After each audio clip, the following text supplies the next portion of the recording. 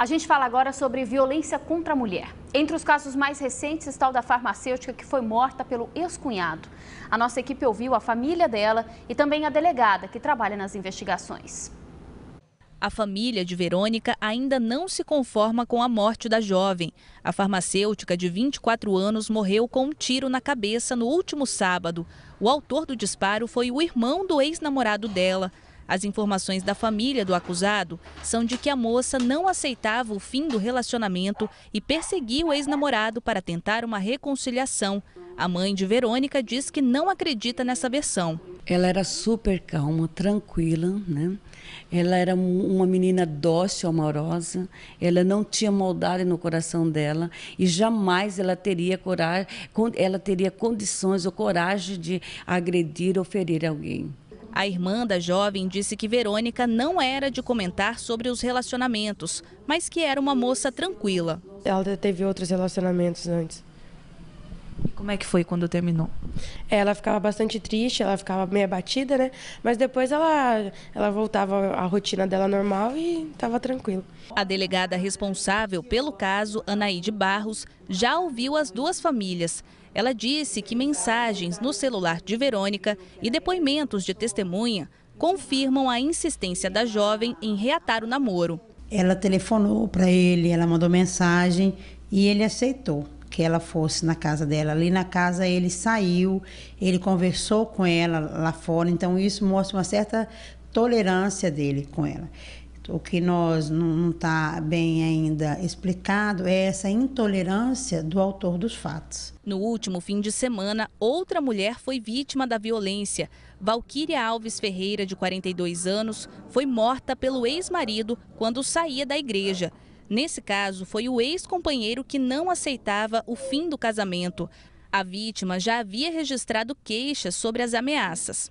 De acordo com a psicologia, ficar triste ou até mesmo deprimido com o fim de um relacionamento é normal, mas a reação exagerada nesses casos podem desenvolver um comportamento doentio. Essa não aceitação implica muitas vezes uma invasão da vida alheia, né, perseguição. Muitas vezes, né, crimes, né, morte, enfim.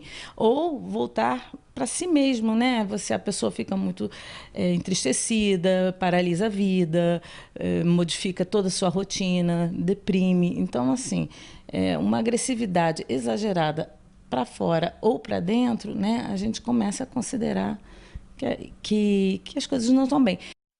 E isso de ambos os lados, né? Seja para homens ou mulheres. E a gente conversa agora mais sobre esse assunto com o promotor de justiça, Alan Sidney do Souza, que é do Núcleo de Enfrentamento de Violência Doméstica e Familiar. Obrigada pela sua presença. Eu quero lembrar que também teve um caso no sábado à noite em que uma mulher foi baleada na cabeça pelo namorado em Sorriso e outras duas mulheres junto nessa briga. Quer dizer, foram muitos casos de violência num fim de semana em que se comemorava o Dia Internacional da Mulher.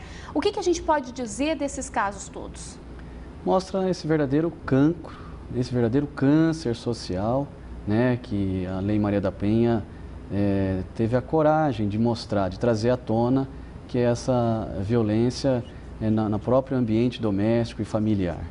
Agora, em relação a esses casos que aconteceram recentemente, como é que o núcleo que trabalha com o enfrentamento, né, de violência doméstica e familiar tem acompanhado? Como é que vocês fazem esse acompanhamento? O grande aspecto vantajoso da Lei Maria da Penha foi assim, ela trazer esse aspecto preventivo, né? É claro que a lei visa coibir e visa agir de forma repressiva quando ocorrem os casos, mas ela também trouxe mecanismos de prevenção. Um deles é o próprio índice alarmante de estatísticas que agora a lei conseguiu trazer à tona.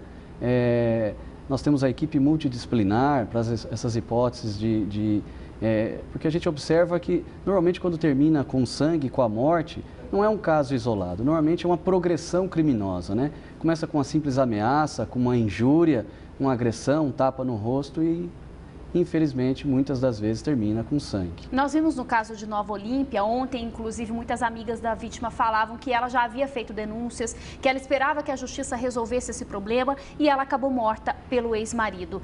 A justiça tem conseguido resolver esses casos? A Lei Maria da Penha, né, a famosa Lei Maria da Penha, ela conseguiu também um grande avanço nas chamadas medidas protetivas, né?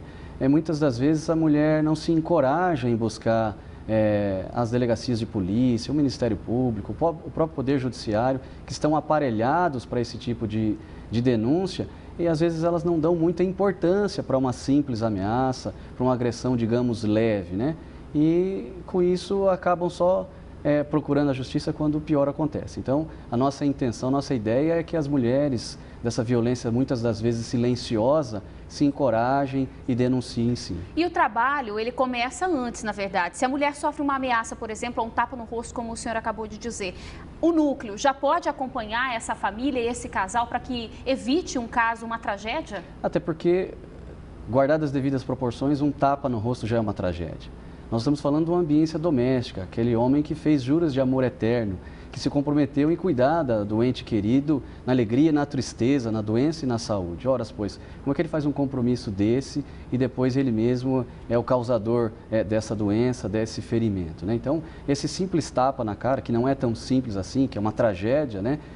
Já é um ato criminoso e já incide todas as hipóteses da Lei Maria da Penha. E esse casal já pode ser acompanhado? Claro, claro, deve ser acompanhado, né? Então, mas para isso é importante que as mulheres denunciem, muitas das vezes, se vizinhos ou pessoas conhecidas daquele palco criminoso, que isso a gente já pode chamar de um palco criminoso, já podem procurar o Ministério Público, já podem procurar a delegacia especializada na defesa da mulher, para que não esperamos ocorrer um mal maior. Ok, obrigada pela sua participação. Eu quero dizer que também tem um projeto, né, no núcleo que visa formar essas mulheres que possam ser protetoras, digamos assim, da sua vizinhança, do seu núcleo familiar. E eu espero que isso dê resultado e a gente venha trazer boas notícias aqui, né, todos doutor? nós. Obrigada e boa tarde. Igualmente.